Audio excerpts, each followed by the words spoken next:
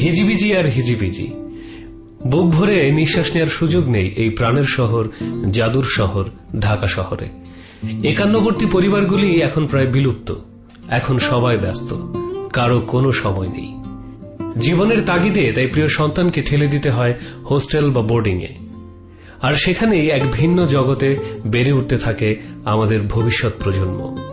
দেশের এবং শহরের বিভিন্ন প্রান্তের বিভিন্ন মতের কিছু ছেলে একত্রিত হয়েছে এই ছাত্রাবাসে।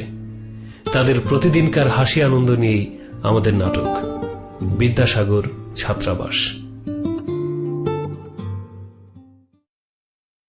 খুব ভোর, চারপাশে সবেমাত্র আলো ফুটেছে। নাগরিক পাখি কাক চিৎকার করে জানান দিচ্ছে সকাল হয়েছে। মোতালেব সাহেব মুখে একটি ব্রাশ গুজে দিয়ে তার বিশাল বপুতে হাত বুলাতে বুলাতে লম্বা করিডোরে এসে দাঁড়ালেন। চোখ কচলে তিনি যখন ভালো করে তাকালেন, তার মাথায় আগুন ধরে গেল। করিডোরের শেষ প্রান্তে ৩০৬ নম্বর রুমের সামনে একটি দড়িতে একটি জাঙ্গিয়া শুকানো হচ্ছে। যদিও রুমটি তালাবদ্ধ, কেউ থাকে না। আর মোতালেব সাহেবের হাজারটি নিয়মের একটি হচ্ছে, বাহিরে কোনো অন্তবাস শুকানো যাবে না। তারপর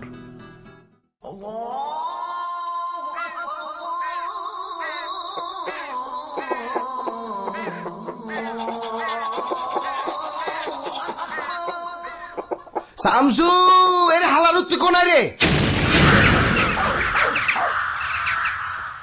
বুলেন সার, বুলেন, এই যাচ্ছি। সার, সকাল সকাল ডাকছেন কেনে? সবে মাত্র কুত্তে যাই গেছে ঘুম থেকে। পাগলা হয়ে গেনু, পাঁচটি তো পাচ্ছি না। এরও ব্যাক করলা? এরে হারামজাদা, এই বাইরে দিছে যে জাঙ্গে গিয়ে আন্ডার গার্মেন্টস 1000 টাকা আইনা তোরে কইছি আমি সামনে আইলে সিনে আলামু একবারে যা জেতার গা আমু হাইলে দড়িগিন খুলি হালাই দিমু সামু এতে কেন ইন্দের পরে।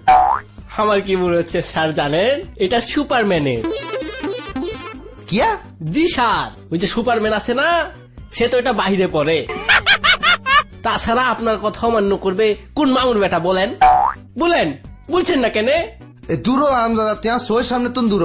এই হুনি যা ওই কোগা হোলাইনে আইবো, ইগুন লেদা সুটকে কেন ওই রুম টুম কিন পরিষ্কার করে রাখ, ইগুন উঠবো রুমে। স্যার যাইঙ্গে কি করবো বলছেন না যে? ইজা তুই ফতাকা বানাই উড়া গই যা, আর সামনে তুন চোখের সামনে তুন দূর যা যা। মামু খেপেছে রে। এ যাইঙ্গিয়া তোমার কি হবে এখন?